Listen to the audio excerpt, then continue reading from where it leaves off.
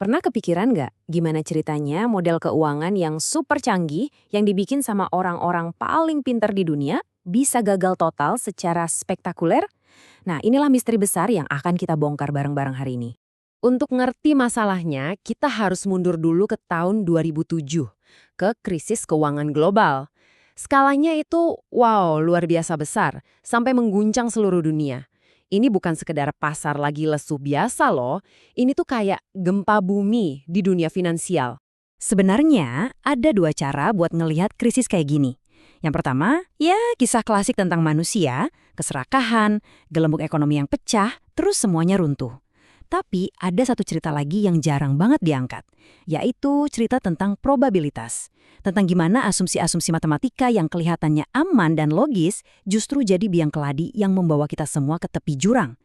Nah, hari ini kita bakal fokus menyelami cerita kedua ini. Oke, kita mulai dari sini ya. Inti idenya itu sebenarnya indah banget. Kita pakai matematika untuk mencoba menjinakkan pasar keuangan yang super kacau. Ya, semacam mimpi untuk bisa meramal masa depan ekonomi dengan akurat. Coba deh bayangin ini kayak ramalan cuaca. Para ahli cuaca kan pakai model-model yang rumit banget buat memprediksi pergerakan jutaan molekul udara. Nah, di dunia keuangan, para ahli teori juga mencoba melakukan hal yang sama. Mereka membangun model statistik untuk memahami dan meramal pergerakan pasar yang dipengaruhi jutaan guncangan kecil setiap detiknya. Nah, ini dia pertanyaan utamanya. Kita mungkin bisa meramal kapan badai datang, tapi kita nggak bisa menghentikan badainya kan? Apa hal yang sama berlaku buat krisis keuangan? Apa model-model ini beneran bisa melindungi kita? Atau jangan-jangan cuma ngasih kita ilusi rasa aman? Untuk menjawab itu, kita perlu paham satu teori yang sangat elegan, yang jadi fondasi hampir semua manajemen resiko modern. Sebuah teori yang menjanjikan keamanan hanya dengan kekuatan angka. Teori ini namanya hukum bilangan besar. Konsepnya sebenarnya simpel banget. Ketidakpastian itu emang bahaya kalau skalanya kecil, tapi jadi bisa diprediksi kalau skalanya besar. Contoh paling gampangnya itu asuransi. Satu rumah kebakaran itu bencana. Tapi kalau dari 1 juta rumah, perusahaan asuransi bisa tahu dengan cukup akurat berapa rata-rata rumah yang bakal kebakaran tiap tahun. Kuncinya cuma satu kata, independen. Risiko satu rumah tidak mempengaruhi rumah lainnya. Jadi begini cara kerjanya. Langkah pertama, kita ambil banyak sekali risiko yang nggak ada hubungannya satu sama lain. Anggap aja kayak ratusan lemparan koin. Langkah kedua, kita gabungin semuanya dalam satu portofolio. Dan langkah ketiga, secara ajaib, risiko totalnya jadi hilang. Coba pikirin, kalau Anda lempar koin sekali, hasilnya 50-50, nggak pasti. Tapi kalau Anda lempar 1000 kali, Anda bisa hampir yakin hasilnya bakal mendekati 500 gambar dan 500 angka. Aman banget kan kedengerannya? Nah, disinilah letak cacat fatal yang pertama. Teori yang kedengarannya sempurna tadi mulai retak saat berhadapan dengan kenyataan pasar yang jauh lebih brutal. Pertanyaan simpel ini langsung menghancurkan seluruh bangunan asumsi tadi. Gimana kalau ternyata lemparan-lemparan koin itu saling mempengaruhi? Gimana kalau semua domino yang sudah kita susun rapi, yang harusnya jatuh acak, tiba-tiba didorong ke arah yang sama secara bersamaan? Disinilah konsep yang namanya kovariansi masuk. Kovariansi itu mengukur seberapa erat dua hal bergerak barengan.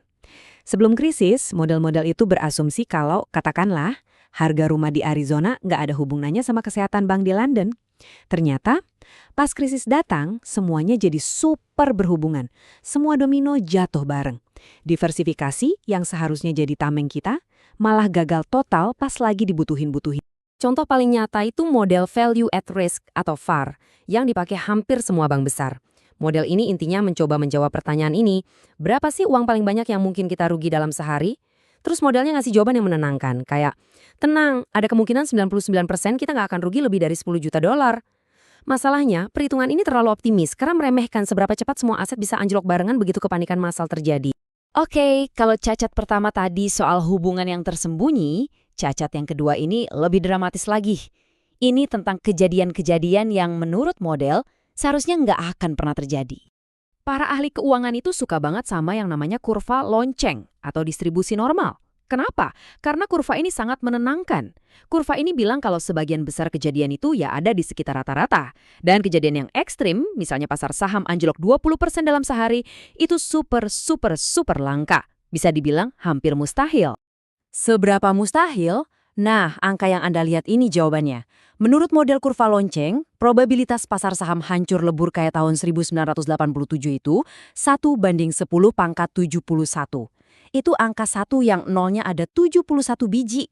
Biar kebayang ya, probabilitas ini jauh-jauh lebih kecil daripada kemungkinan Anda milih satu atom spesifik secara acak dari seluruh alam semesta. Ini cara matematikawan bilang nggak bakal kejadian. Yah, angka tadi itu pada dasarnya artinya mustahil.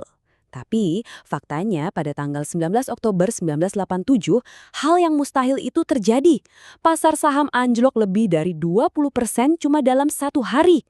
Model bilang itu nggak mungkin, tapi sejarah mencatat itu sebagai fakta. Jadi apa yang salah di sini? Ada cerita dari seorang profesor di Yale. Waktu itu dia lagi ngajar, tiba-tiba ada mahasiswanya angkat tangan sambil dengerin radio kecil, terus bilang kalau pasar lagi ambruk. Setelah kelas selesai, profesor itu langsung ke pialang sahamnya, dan hal pertama yang diucapin si pialang adalah, jangan panik. Justru itu tandanya kepanikan ada di mana-mana. Realita di lapangan jauh lebih liar dari yang bisa dibayangkan oleh model-model di atas kertas. Jadi, ini dia poin kuncinya. Dunia nyata itu nggak ngikutin kurva lonceng yang rapih. Dunia nyata punya yang namanya ekor gemuk atau fat tails. Artinya, kejadian-kejadian ekstrim yang katanya mustahil, itu ternyata jauh lebih sering terjadi dari yang kita kira. Badai sekali seumur hidup, ternyata bisa terjadi berkali-kali dalam hidup kita. Dan cerita ini menggambarkan dengan sempurna kenapa dunia ini begitu liar. Di tahun 2008, saham Apple anjlok parah bukan karena data ekonomi, tapi cuma karena gosip. Orang-orang lihat Steve Jobs di sebuah konferensi dan mikir, kok kelihatannya dia nggak sehat ya? Kepanikan menyebar. Inilah yang disebut risiko idiosinkratik. Risiko yang unik, nggak terduga, dan sering banget didorong oleh emosi manusia yang nggak bisa dimasukkan ke dalam rumus matematika manapun. Oke, mari kita rangkum semuanya. Dari kegagalan model-model ini, kita sebenarnya dapat dua pelajaran yang sangat berharga tentang gimana resiko bekerja di dunia nyata. Pelajaran pertama, segala sesuatu itu ternyata lebih terhubung dari yang kita duga, apalagi pas kepanikan melanda. Dan pelajaran kedua, dunia ini emang nggak normal. Kejadian-kejadian ekstrim yang mustahil itu bukan pengecualian, tapi memang bagian dari sistemnya. Model-model kita harus mulai menerima kenyataan bahwa dunia ini jauh lebih liar dan nggak terduga. Dan ini membawa kita ke pertanyaan terakhir yang bisa kita renungkan. Kalau model-model yang dibikin oleh orang-orang paling jenius di planet ini aja punya titik buta sebesar itu, apa artinya buat cara kita memandang resiko di hidup kita sehari-hari? Resiko mustahil apa ya yang mungkin kita abaikan, yang sebenarnya sedang menunggu di tikungan jalan?